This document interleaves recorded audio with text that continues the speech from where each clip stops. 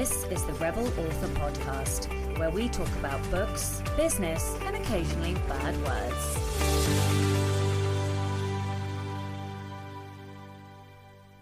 Hello, Rebels, and welcome to episode 259 of the Rebel Author Podcast. Today, I'm talking to Dani Abernathy, and this was a wild episode. You're going to absolutely love it. This episode was supposed to be about world building and finding the you in your story, and it ended up being way off track. And we essentially started talking about the Enneagram and how that can help you find the you in your story. And I felt attacked for most of this episode. It's hilarious. You're going to love it. I love her. I fell in love with her. She's fantastic in the same way that I have a love-hate relationship with Claire H. Taylor because she constantly calls me out for being an 8. It's hilarious. So yes, enjoy this episode. Okay, 2 comments on the last episode. Estelle van der Velde said, her episode. Matt Goodall said, very useful and timely reminders. Off to recheck my books now. Judith said she finally understood what SEO was. And Holly said, that's a great point about writers creating content for other authors. I see this a lot in the art and design space too. I can see why. It's so much easier to write content for other authors and artists, but your marketing improves tenfold when you start aiming it at your ideal reader. Absolutely. And it is the difference, I guess, between non-fiction and fiction marketing. So that's always been quite clear to me, but I suppose never more so than deconstructing TikTok and understanding what resonates with readers. And that is why I always say you should only be deconstructing the videos that have gone viral, that are truly, truly about books and, not necessarily made by readers, but are for readers. So content about the books, content about the characters, what is resonating, that is what you should be deconstructing. Okay, so in personal news and updates then, well, it has been quite the week. So last week was payday. Well, I say that. Okay, so obviously there are different pay dates for different stores. So for my Shopify, I get paid 5 days a week. For Google and Kobo, it's typically the middle of the month along with Drafted Digital. For Ingram Spark, it's typically the last day-ish of the month or nearish the end of the month. For Amazon, it's typically the 29th of the month, followed by usually for me the 1st of the month for the UK stores. Everywhere else is just the 29th. And so on and so forth and so on and so forth. However, this month I was paid by Amazon for all of the stores except America. And that was quite a large payment. It was nearly 7,000 English pounds. And I still haven't been paid it. And it's now the 4th of September. Why wasn't I paid it? I don't know. I still don't know why I haven't been paid this money.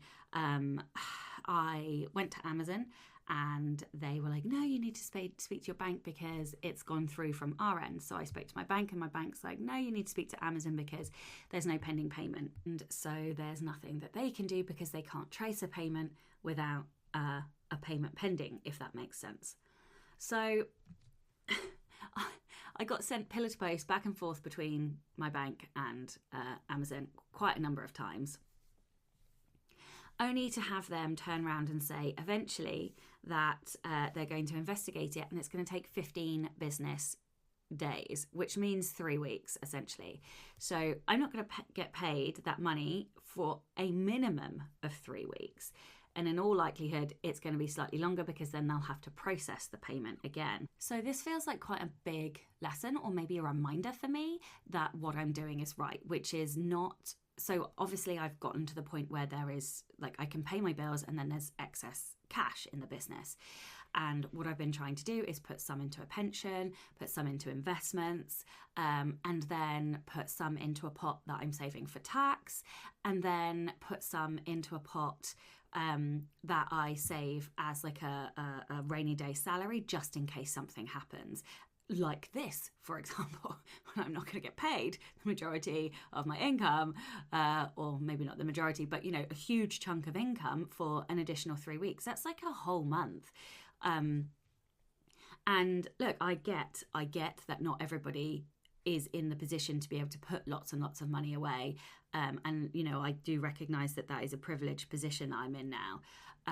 But it does feel like a reminder, like if writing is a second job for you and you are getting income from it, I guess my advice to you is not to reinvest all of it, like maybe to put a small percentage aside just in case, right? Just in case something happens, because we all think just in case isn't going to happen. And obviously in this circumstance, it has happened. I'm just fortunate enough that I can survive without it. But yeah, like a really stark reminder, you know, we're often told to invest everything, you know, in those early days, invest every single penny that you can so that you are, you know, growing the business. And I don't know, doesn't feel like the right thing to me today. Feels like we should invest what we can and keep some and save some.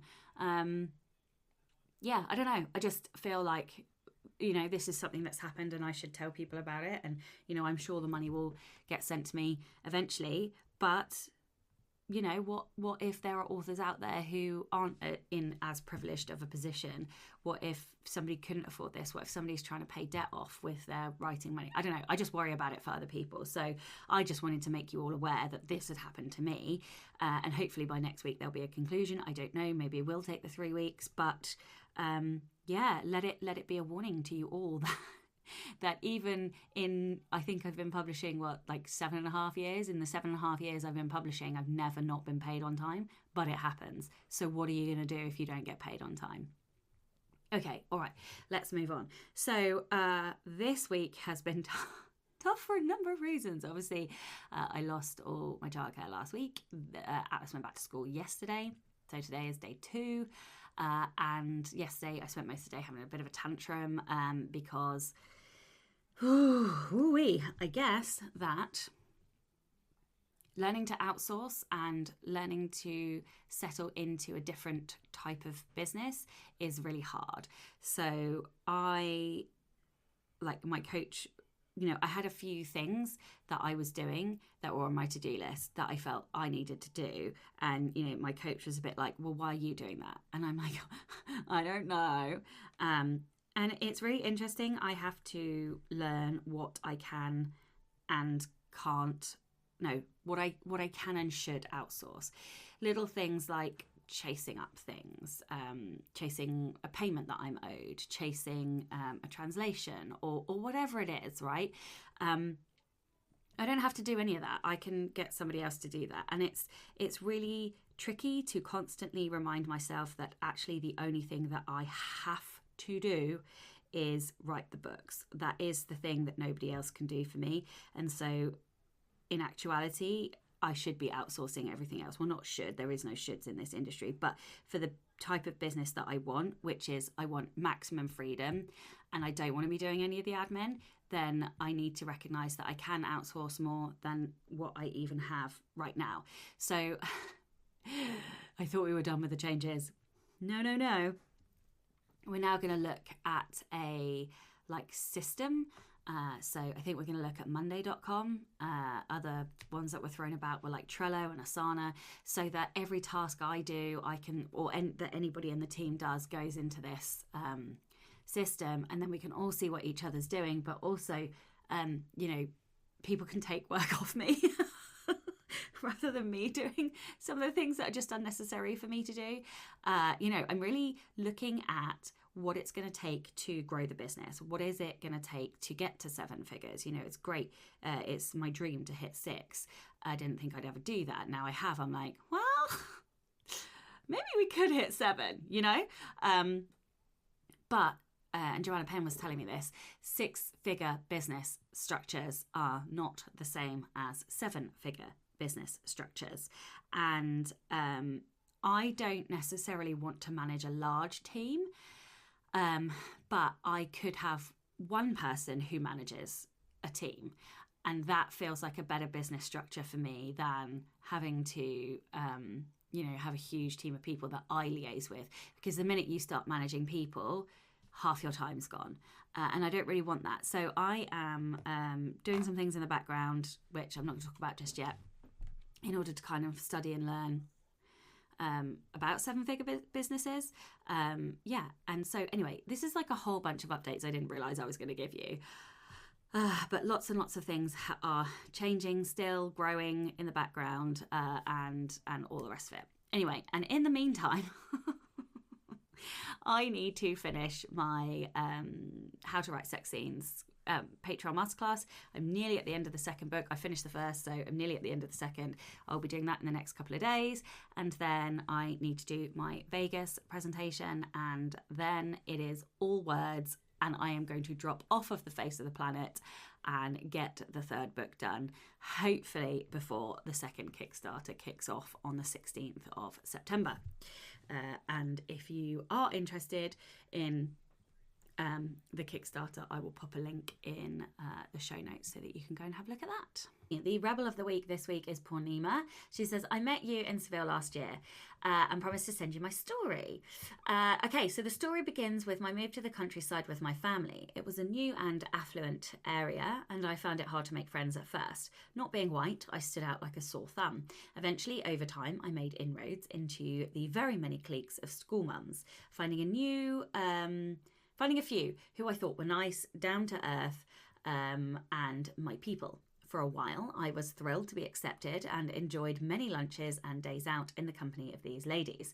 I even went on holiday with a few of them. Then, suddenly and inexplicably, things soured. I never found out what caused this, but one day I was in and the next I was out. All I saw were photographs all over social media of this clique of women, some of whom I had introduced to one another. Enjoying lunches and days out with zero explanation of why I was suddenly persona non grata.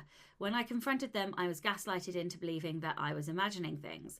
Finally, as everything came to a head, they also began ghosting me. Hurt by their callousness, I retreated, confused and questioning my worth as a person and friend. Eventually, I decided I wanted nothing more to do with them. Yet the pain of this sudden ousting never left me. In the years that followed, I wrote several short books of stories. When I was finally ready to graduate to writing a novel, guess what I wrote about? I poured every bit of my self-doubt, pain and isolation into that book. When it was published, I was surprised to receive messages from women having undergone similar experiences, some as far away as Australia. This book resonated with so many, and while that in itself would have been reward enough, it also went on to win a literary reward. To say that I was delighted would be an understatement. Today, I can look back on that very low period of my life and philosophise that those were definitely not my people. Subsequently, I found my tribe within the indie writing community and also in the area that I still live in.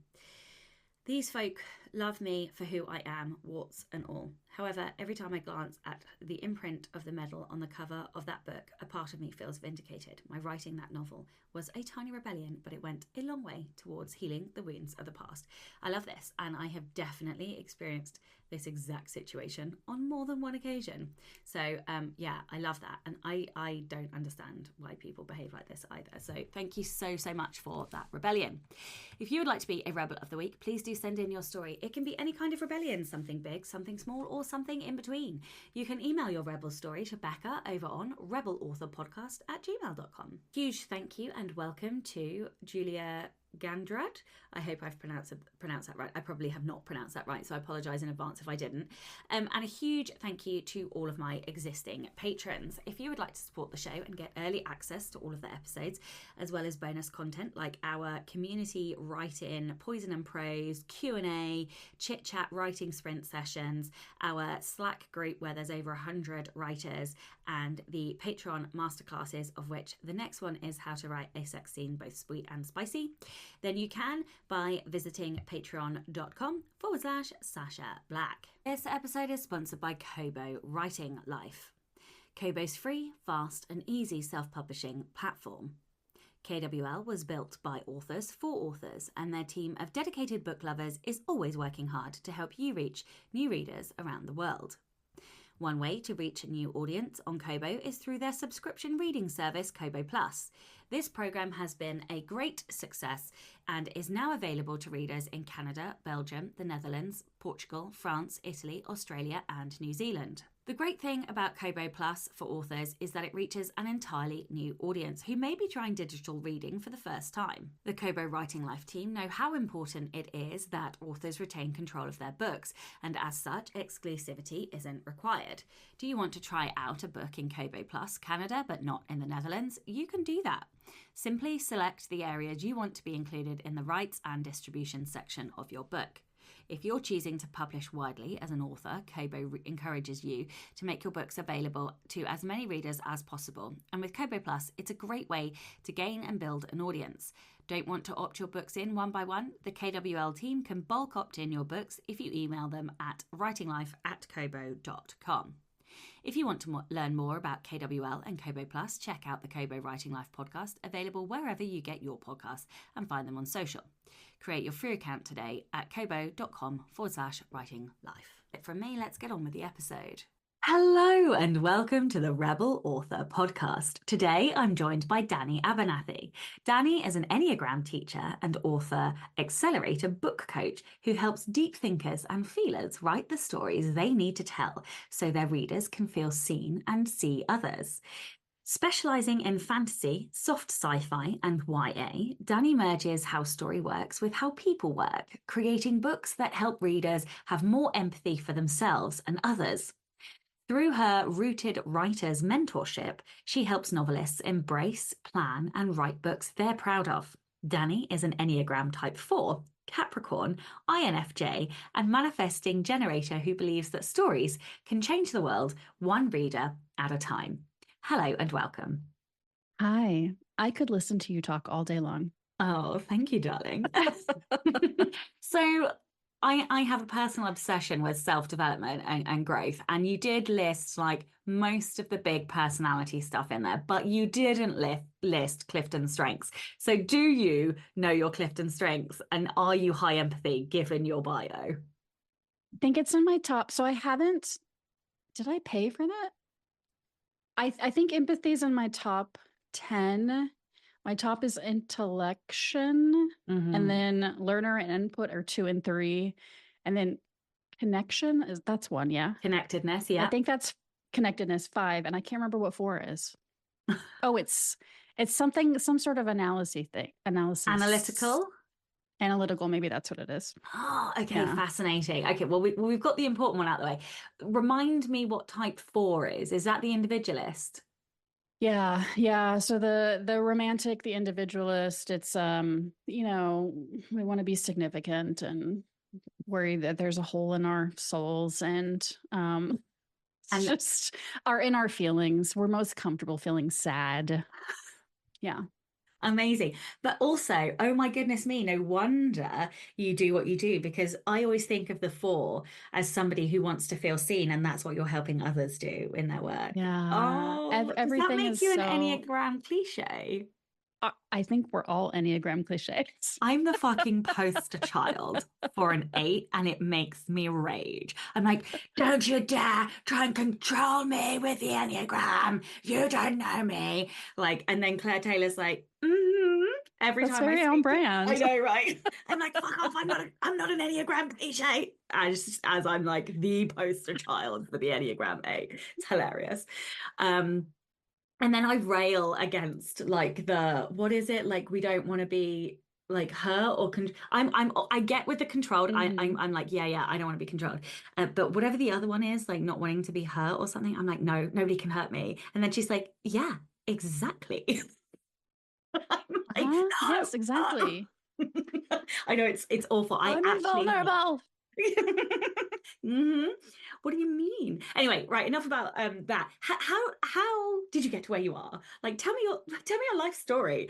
How did you get here? So my dogs are scratching at the door. First of all, I apologize if you hear them.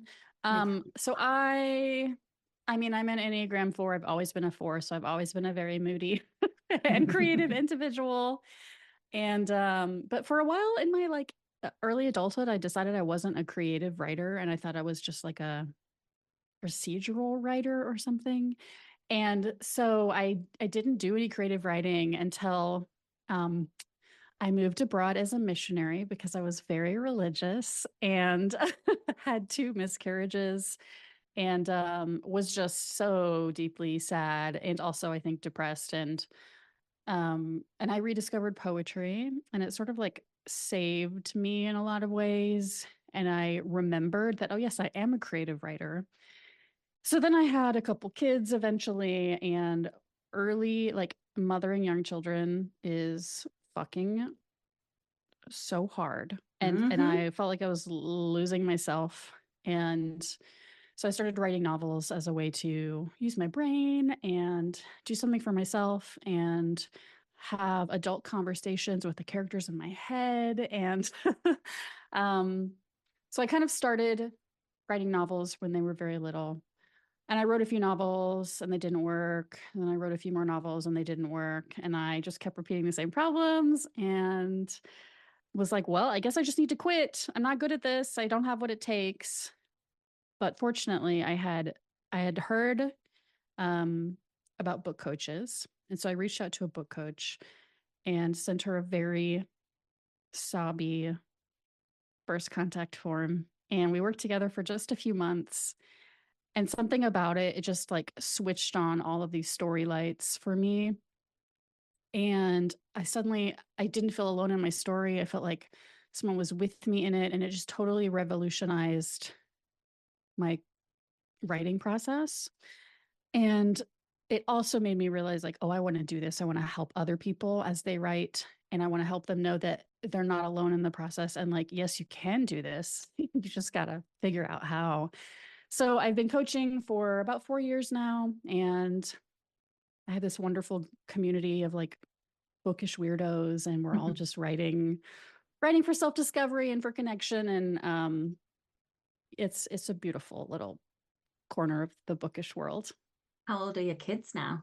They're 9 and 7. Oh, okay. So Mhm. mine is 10, turning 11 in November. So we're just about getting to the sass. He's there's some attitude going on. Not very Mhm. often. He's still my angel, but he was really hard work when he was younger.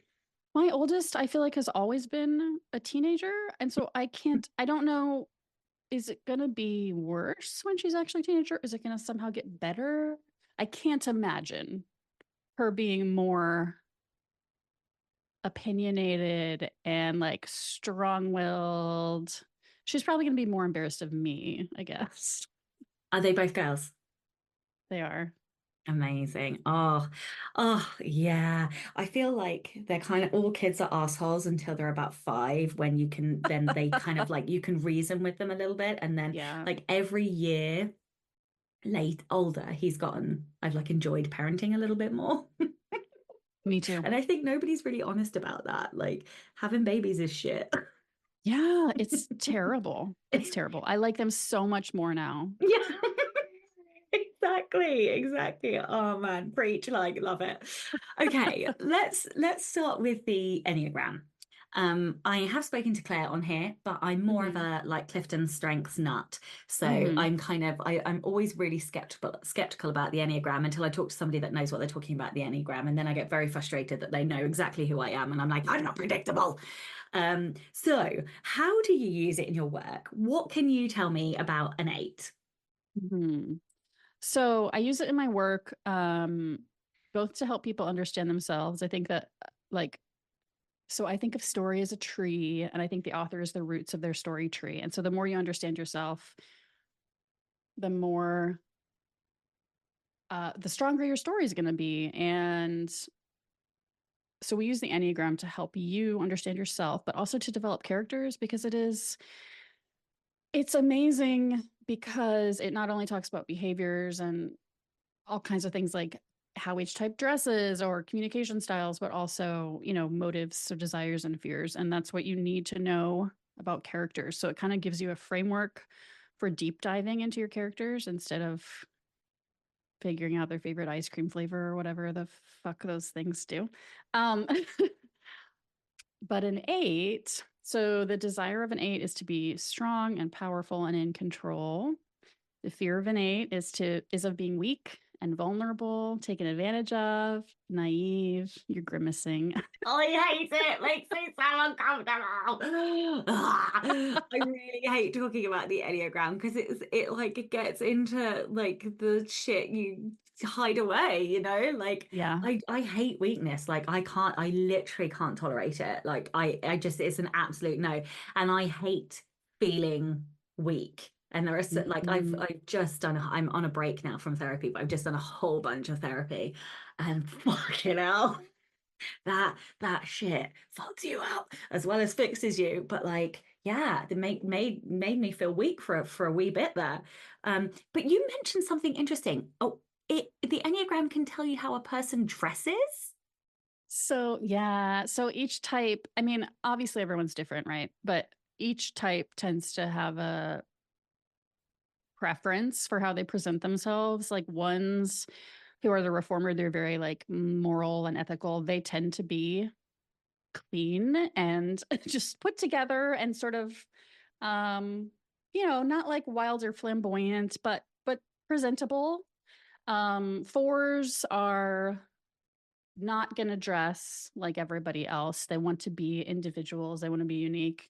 They're often maybe going to portray themselves as a little bit dark and moody. Sevens are the most sort of flamboyant.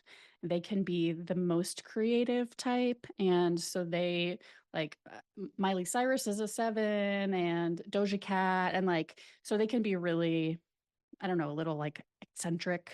Lady And so, yeah, Gaga. I don't think Lady Gaga is a seven. Maybe she's a four. I don't think she's a four either. I can't remember what she Oh, is. A two. I think she's a two. oh, interesting. The Helper? Mm-hmm. Yeah. So the helper is often perceived as like this nurse care like role, and it's not. It's actually almost like a networking um diva. They want to be the emotional helper. They're very they can be very bubbly and like flirtatious and um complimentary. They can be manipulative. They can also be super ambitious. And so they're not like this quiet behind the scenes kind of person. They're more of like in everybody's business kind of person. And they know how to work with people. They don't actually love to provide practical help. They want to provide emotional help. Okay. So how would an eight dress? An eight tends to want to look strong and potentially formidable. Oh, Um, fuck off.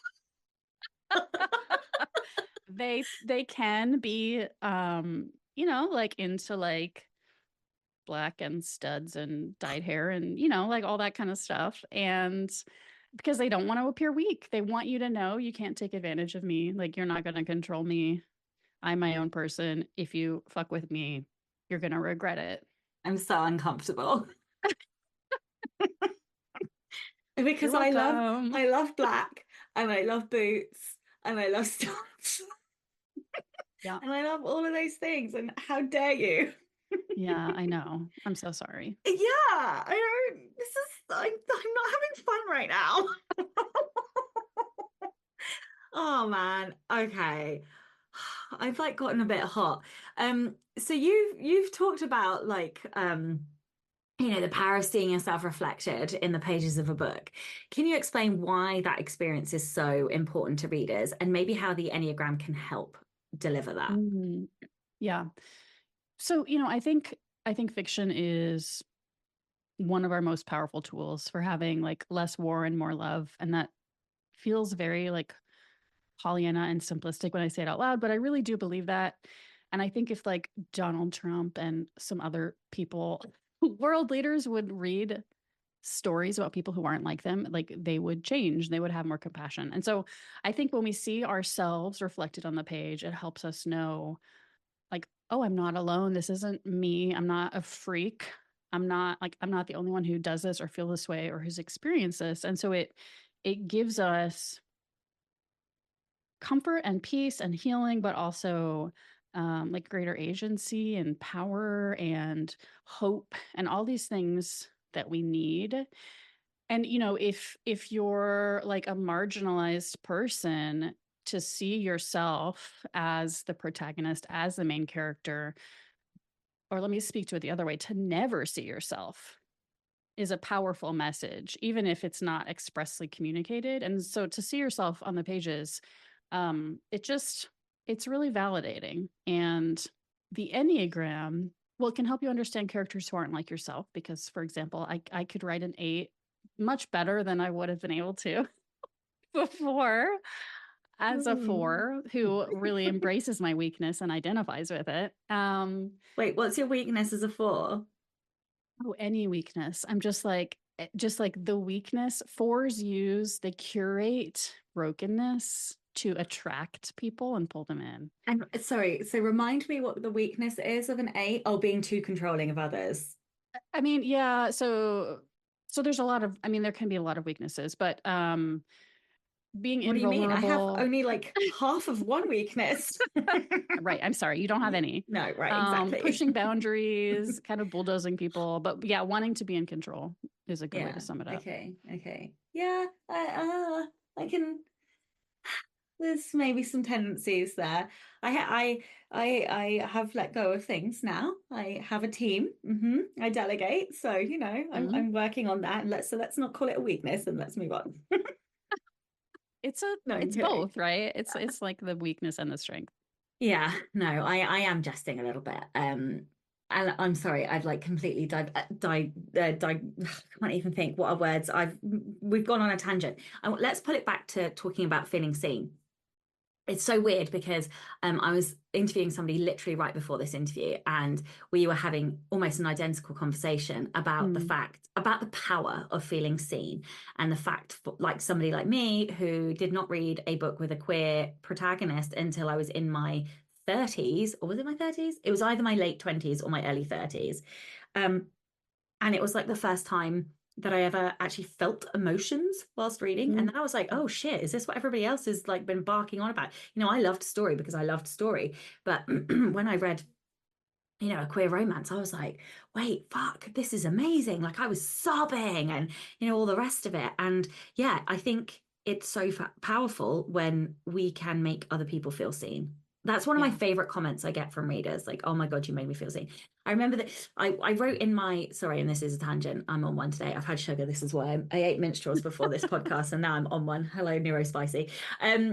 So I wrote a scene where a girl cut off her hair, and she's queer. And it was like that moment where she shaved off part of her hair. And I still remember to this day when somebody emailed me and was like, oh my God, this is exactly how I felt when I liberated myself from my hair, kind of thing, that first time. And I was like, this is why I write. This right here is why I write. But I'm sorry, I have a question. Yeah, I have a question. So as an 8, so I think that so much of like making people feel seen is accessing sort of the vulnerability and the weakness in our stories, and the doubt and the fear and all those things. So how do you approach that as an 8 in your writing?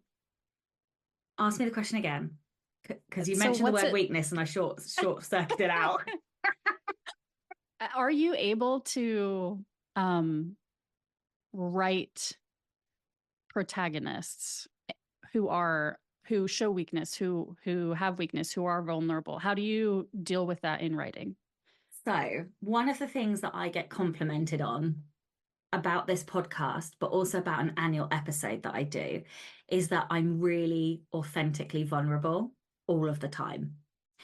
And I think this comes from the fact that I was controlled for reasons for quite a long time in my life. And I won't go into any more detail on air. And so I've kind of had to, and I think that's why I'm an 8, because I've railed against that. But what it also does is it means I've experienced the thing that is my greatest fear, and therefore I'm not afraid of it anymore. And so because of that, I am able to both show vulnerability and honesty, and also get my characters to do it. But also because I like to live in denial about the fact the things that I say, I don't see them as vulnerable. I'm just like, well, I'm just telling you how it is. I'm just telling you my truth. I'm just telling you my Yeah. lived experience. And that's the way I have to reason it and justify it in my head in order for me to stay sane. Yeah. And that's a very eight thing too, is to like to push the boundaries, to say the thing. Sometimes eights will be like lewd and crass as a way of testing people to be like, can you handle this? This is the Oh real me. Stop it! Are you joking me? Oh my God. I will literally. Oh, I can't. That's it. I'm never having any more Enneagram conversations on this bloody podcast. I literally sometimes, and I used to get told off for this as well. I used to just say stuff to provoke people sometimes, or like I would just say like the rudest thing I could possibly think of just to see what the reaction would be. Like, I'm so deeply uncomfortable right now about the fact that you have said this. Like, sometimes, like, that's why. Oh my God, fuck me. This is why in my first nonfiction book, I swore and I did dick jokes because it wasn't the proper thing.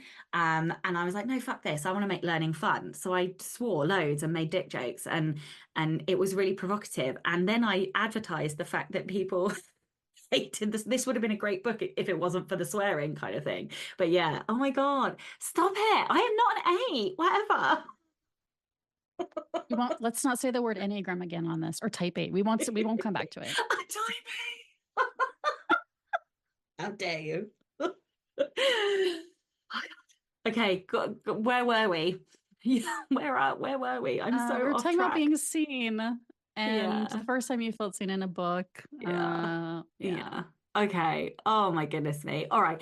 How can so okay, that's you started to ask me about how I show that weakness in story. But how can others, like maybe they're not in touch with their weakness, or maybe they're not in touch with their like inner fears, even though they've kind of identified themselves as a XYZ on the Enneagram, or even in the Clifton strengths, because those strengths, have innate weaknesses as well.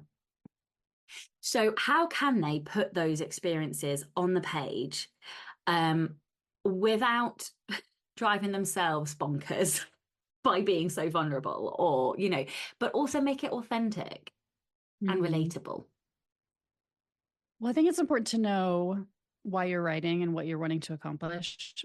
And I work with a lot of writers who are writing their first book, and it's very deeply personal to them, and it's from their own experience. And so often the book asks them to put all that stuff on the page, and it's hard, and it takes a lot of time and like care.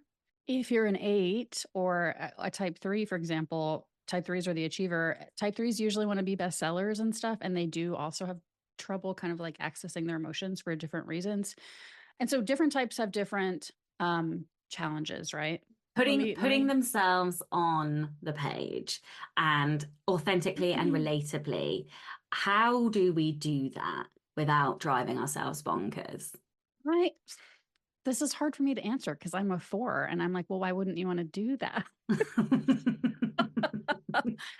So maybe So rather than why wouldn't you, how can we, like, how do we access those parts of ourselves? Like, how do we figure out what is true to us and what should go on the page? So like somebody as an 8 maybe needs to, I don't know, have somebody being forced to be weak or being put in a position of vulnerability, and exploring that. Like, how do we know what we should put mm, and what, like, so I'm guessing an 8 is probably the person who is best placed to write that if they can access it because it's so true to their fear, whereas somebody who's a 4 might be best placed to write about not feeling seen or something, right? I don't quite, mhm. I'm not as knowledgeable on this as you, so yeah, I don't know, talk to me about that.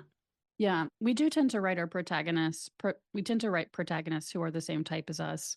Um, but I always encourage people to find the point of their story. So find, the message or the worldview that you are trying to communicate, and not as like a sermon, but as a sort of a controlling idea. And it's usually one sentence. It's really simple. Like the point for my last work in progress was you can't embrace your power until you embrace yourself. And once you can find that point and understand what you want the reader to come away with and how you want them to feel, it can guide a lot of your choices. And so you can understand, like, if this is my point, you know, who does my character need to be at the beginning and the end? That, and perhaps even like, what's their Enneagram type? And so if their type is yours or not, you can understand what drives them, what motivates them, like what their core desire is. And so, like, as they make choices through the book, it's always going to be in service to that core desire. Like for a 6, it's safety. And it can help you access maybe truth and vulnerability and authenticity, maybe even in a less personal way. Like, because then it's not so necessarily all about you. It's about sort of the human experience or how this other person might experience it. But having that point, I think, really can bring a lot of clarity and help you make decisions without feeling like a victim to your story in some ways. Do you ever see trends in Enneagram types and what they write? Oh, yeah, absolutely. I've actually never had an 8 client, which I think is really interesting. And I think perhaps because 8s don't want to ask for help, because then they would be like vulnerable Oh, and weak. I've never had an cute. 8 client. I've had every other type, but never an 8. Do you know what's Um, interesting about that? So when I was talking to Claire Taylor, I realized that I'm very comfortable paying for a service because it doesn't feel like I'm asking for help. mhm. But I find I can't, I actually can't ask for help. I can only pay for a service which would be helping me. That I'm comfortable with, but I can't, like, I find it, I just, I can't even talk about it. I can't even talk about it. Like, what is wrong? Like, why did God come at me like this? Oh God. Yeah. Where were we? Once again, I'm knocked off of track. Oh my goodness me. Types. So what do types Yeah, write the about? trends. Yeah. Yeah. So ones tend to write about whatever their sort of moral compass is. So ones tend to, they kind of pick their own most important values and they live by those. They want to be good. And so they're going to write in service to that ideal, and they want their writing to be perfect, to be the best, to really uh speak to the reader about something. Um 4s are almost always writing about self-discovery and identity and like accepting yourself. You know, seeing your darkness and embracing it. Do you see a lot of fours write young adult? Because that Well, feels synonymous with being a teenager and coming into adulthood. I see a lot of 4s writing adult, Oh, okay. but with the same Vibe. themes. Yeah, okay. Mm-hmm. Okay, that's Yeah. interesting. What about fives? Because they're like the intellect kind of person, investigator, aren't they? Or is it curious? I forget which. Bit of both of that, I think. Yeah, they're the investigator. And 5s, what I notice about 5s is not perhaps a theme that they write to or a topic, but that they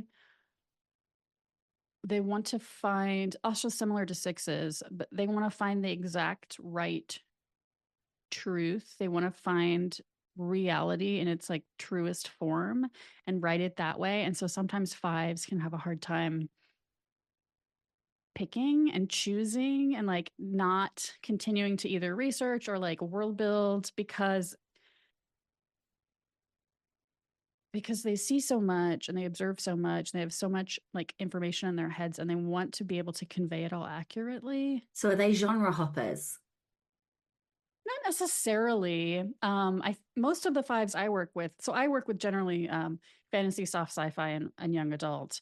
So most of the 5s in my world are either writing fantasy or sci-fi, but they just, it's not like a, so for example, I would imagine an 8 is like, this is what I want to write. This is how I'm going to do it. I'm going to get it done fucking now, and you're not going to stand in my way. And a 5 is like, oh, look at all of the things.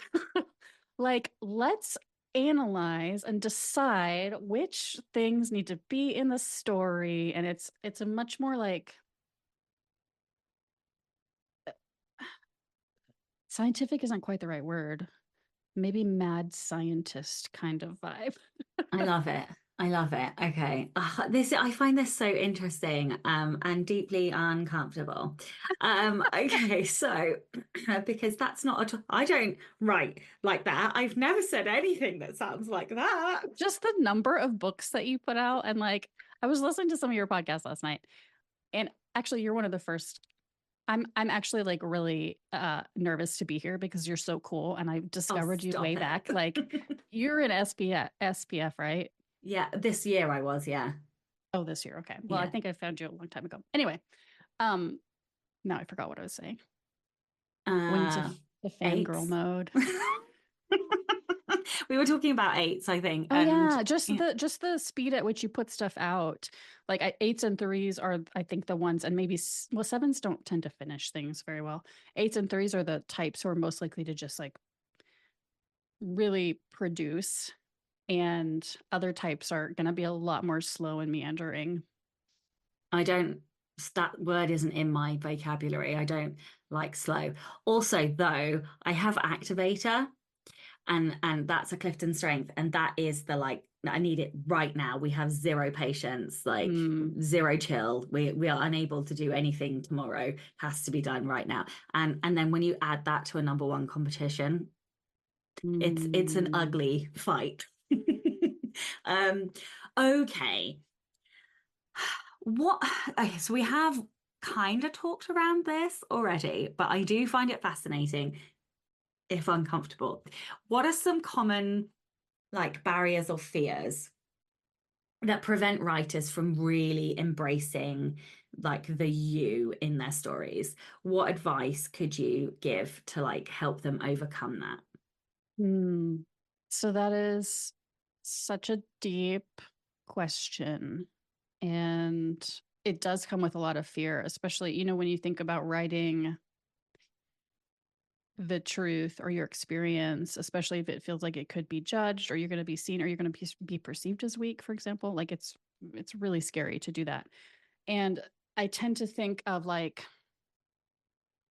so in writer's block, for example, I think there are these kind of different levels of writer's block. And I think the deepest level is like personal blocks, and that's like trauma, fear, life, maybe seasonality, or like hopelessness. And our stories, depending on what you're writing and why you're writing, they can ask us to access really difficult parts of ourselves. And sometimes they ask us to access our trauma. And sometimes we're not ready to do that. So we can't even write the book right now. And other times it just requires a willingness and a bravery and a courage to like re-enter that space so that you can write the thing. And then it requires a lot of care. I think we try to make writing, for some people, this is what writing is. It's this, it's, a project, a job, a task. It's always creative, but it's maybe less personal. And for other people, it's quite personal. And so depending on where you fall on that spectrum, um, it's not always something you're going to be able to check off a list and meet a deadline and meet the goal you've set for your day, because the story is asking something different from you. Yeah, I love this so much. Like, I feel like a lot of us are writing the personal without realizing. I certainly am. Mm, And I didn't know until I started coaching with a strengths coach and then therapy. And what's really fucking annoying is that my coach always knows what I'm trying to write. And it's so annoying because I don't even know what I'm trying to write. And then she'll call me out on it. And I'm like, in much the same way I have been with you. Um, so I know that the current series that I'm writing is all about not being good enough or not feeling like you're worthy and valid. mm, And what you were saying there about sometimes not being able to approach a story, I have another story that's in draft that I've written that I can't edit. And I don't know what that story is about, although I know that it is about something personal and meaningful just because of the character relationships that are in there. And I always thought maybe kind of when I was done with therapy, I might like go back and try it, but I still need to work out what is at the heart of it. And mm, then I kind of know already what the next series is about, but it's only through doing this self exploration that I'm able to identify, okay, this is the point in my story. And it's so weird because it's not like you even put it directly on the page. It's just what seeps out by, yeah, I don't know, the character connections, and you're weaving your way towards a goalpost, I suppose, like a finish Mhm. line. Um, but all of that's to say, how, let's say we've got a draft and we feel like there's a point in the story, a personal thing, a personal thematic element, and we don't know what it is. How can we go back and find it? Like, how can we look at that story more objectively? How can we figure it out? Mhm. So in my mentorship, I have a whole course on like embracing yourself, and I'm actually teaching a workshop soon on embracing yourself. And we talk about all kinds of things like values and the impact you want to have and your Enneagram type and your needs, all this stuff. But for finding your point, there's a few questions that I always have people work through. And so one of them is, why is this story important to you? Like, why do you need to write it? Why do you keep coming back? Why are you putting all of this time and energy and potentially agony into this thing? Um, Imagine your book is in the world and your ideal reader just finished it. How do you want them to feel? And I don't just mean like that was an awesome book, I want to read the next one, but like on a deeper level. Do you want them to be hopeful or challenged or, feel seen? Do you want them to like grieve, or have had some sort of cathartic experience? And then what message do you want them to come away with? So if they were to think about your book and someone was to ask them what it was about, not in the plot, but like what would they say the story was about? What did it say to them? What did it leave them with? Those are the kind of three questions that I want people to work through. And then from all that, like try to come up with one or two sentences that sum up the point of your novel. And it should be like a statement, almost like a piece of advice you would give to someone. It's going to feel like a bumper sticker. It's going to feel trite and simplistic, but that's on purpose because it's supposed to, when you are drowning in the sea of your story and like the 10,000 details, it's supposed to be something you can look at and be like, oh, yeah, that's why I'm writing. That's what I'm aiming for.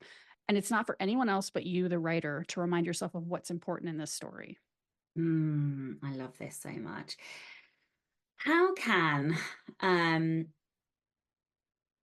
how can writer, like, voice is such a weird thing, a weird concept, I think, because Mm, we have like the words and the word choices and the grammatical choices that we make, but that doesn't really, that's like saying a a Renaissance artist uses gouache paints or oil paints and a horsehair paintbrush. That's like saying that, right? That doesn't really quantify or clarify what their art voice, if you like, is.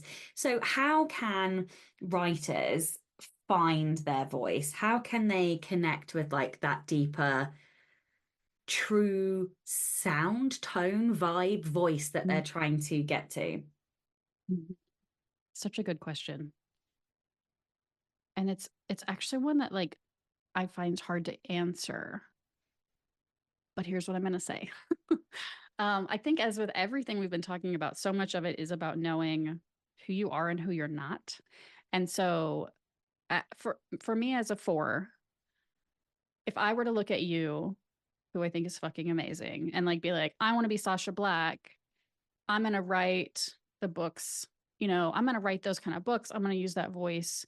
It's not going to work for me because I'm not you. And and while I might admire you and all these things, like it's not, I can't be you. And I shouldn't try to write your books. I shouldn't try to write the way you write. So the more that I can understand my values, how I want to impact the world, what I care about, even the ways I want my readers to experience my book. So if you want to write humorous stories, like that's obviously going to affect your voice and the way you write. Whereas I want to make people ugly cry. And so I'm going to use different words and different, I'm going to use sentences differently. I'm going to use pacing differently. I'm going to focus on different things. So the clearer you can be about what's really important to you, what your actual goals are versus maybe the goals you think you should have, or the goals that other people have, or the kinds of stories you really want to tell versus the kinds of stories that are successful or that you really like. I think the more it's going to allow you to access your true voice and to be like, okay, I don't have to be like, I hate writing description. I'm really terrible at it. I'm going to put it in the last possible moment because I have to. But if I read someone else who's a fantastic descriptive writer, like I shouldn't aspire to that because it's not my strength and it's not actually something I care about. That's really interesting. I think I now can identify what I want my readers to feel. Like I want them to need a cigarette, and I don't smoke.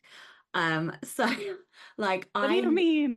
what do I mean? So like I want them to be physically, mentally, and emotionally wrung the fuck out. I want them to be exhausted when they've finished reading my book. Like I want them to be sobbing partway through because they're distraught over what I'm doing.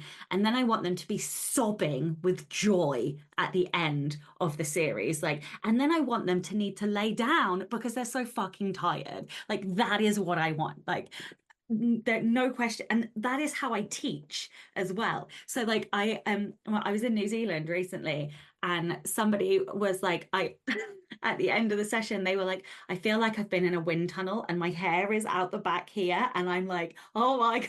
And that's kind of that I go for that when I'm, whether I'm teaching or writing, that's what I'm going for.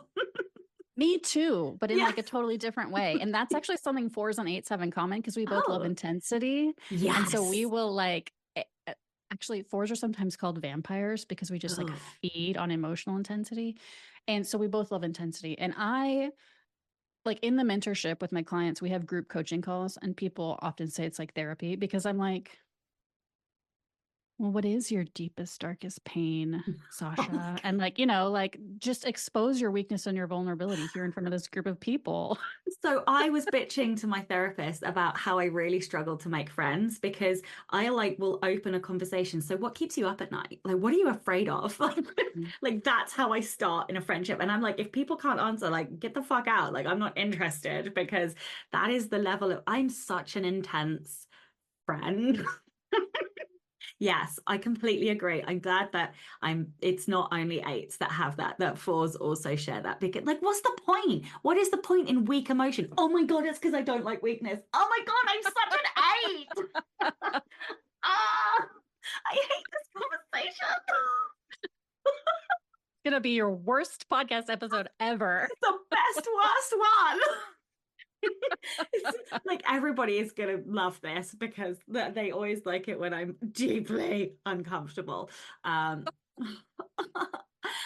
okay, I don't even, I can't, I just lost track of You anything. know what I heard once? I heard that the only type that eights fear is the Is it the sexual four? four, which is a sexual thing is like an instinct. It's a whole different thing. I'm a sexual four because they don't know what they're going to say and do. And they're like unpredictable. Oh God, yeah, no, like, yeah, that's wild. Oh, oh, I think you've just given me a really cool idea for my next series. So thanks for that. Yeah, you're welcome. So what is a sexual for? So there's these things called the instincts. So the Enneagram has like so much depth. I'm sure, all the systems do, right? And so one of them is centers. So there's like a body center, a heart center, and a head center. And then the instincts are, they're actually like more primal than our personality. And so there's self-preservation, there's sexual or like one-on-one. It's not really about sex or anything, but it's like this one-on-one relationship. And then there's social. And so each of these instincts, like biologically, allows us to like, perpetuate our species or whatever. But each person has a dominant instinct. And sometimes it's easier to find someone's instinct actually, because self preservation people, they're like, I got to keep up my home. I got to take care of my body. Like, I want comfort. I'm concerned about my food and my money and all that stuff. Socials are very aware of social structures and groups and like who's in, who's out, us versus them, that kind of stuff. And then sexuals are like, well, about intensity. They want intensity. They want like, how deep can we go? And they're very much about, they need individual people to connect with. I might have to ask you some more questions about that after. Okay, I feel like I was supposed to ask you a whole bunch of questions about other stuff. And all that's happened is we've ended up talking about the bloody Enneagram again. But in the context of like finding voice. Okay, so I'm just gonna like completely, sidetrack all the other stuff I was supposed to ask you, and we'll round up with just make this about the Enneagram.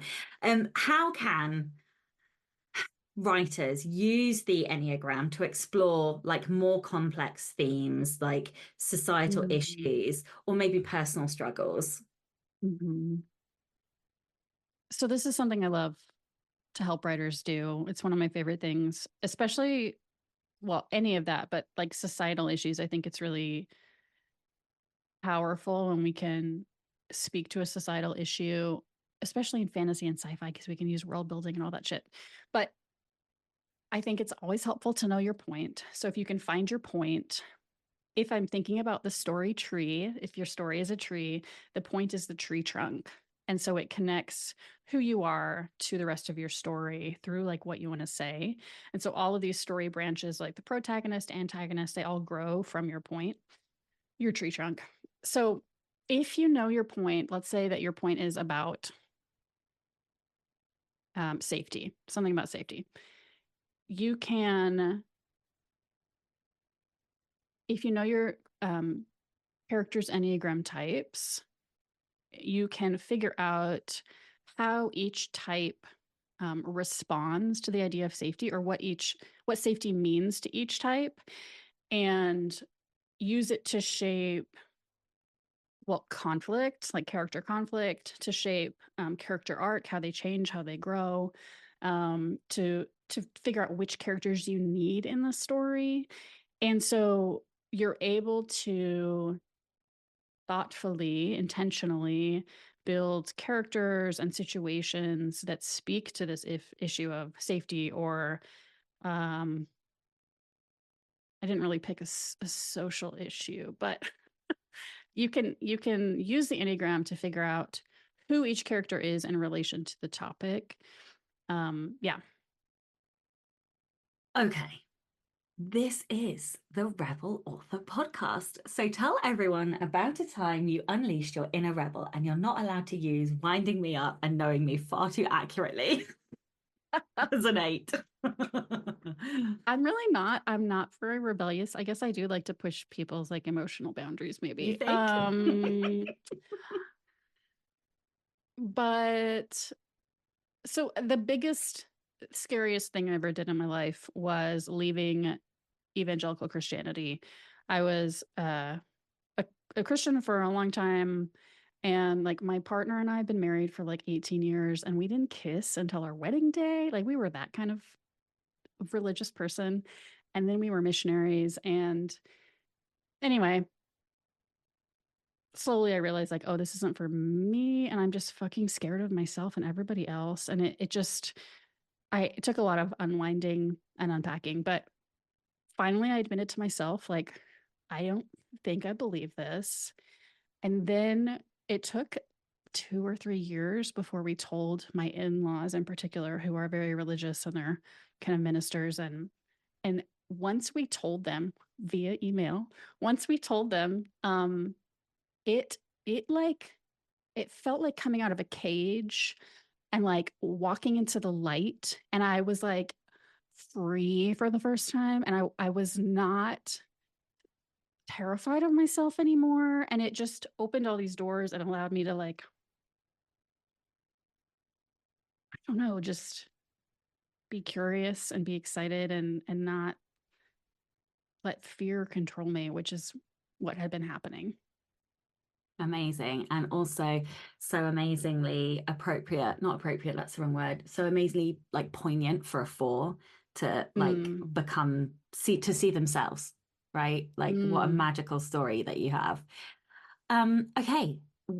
Tell everyone where they can find out more about you. your book, your services, or, anything else that you'd like to add? Yeah. So you can find me at DaniAbernathy.com. Dani is spelled Dani. And I have a quiz on my website, the Untapped Writing Superpower Quiz. So you can go find your Untapped Writing Superpower. I also have an Enneagram cheat sheet. So if you want to use that in your writing. And I'm on Instagram at Dani Abernathy Author. Those are the places you can find me. Amazing. Well, thank you so much for your time today. And of course, a giant thank you to all of the show's listeners and all of the show's patrons. If you would like to get early access to all of the episodes, you can do so by visiting patreon.com/Sasha Black. I'm Sasha Black. You are listening to Dani Abernathy, and this was the Rebel Author Podcast. Next week, I'm joined by Dana Pittman, and we are talking all about crafting multi-dimensional villains. And I adored this conversation, so I really hope you join me next week for that. Don't forget to tune in and subscribe on your podcatcher. And when you have a moment, please leave a review.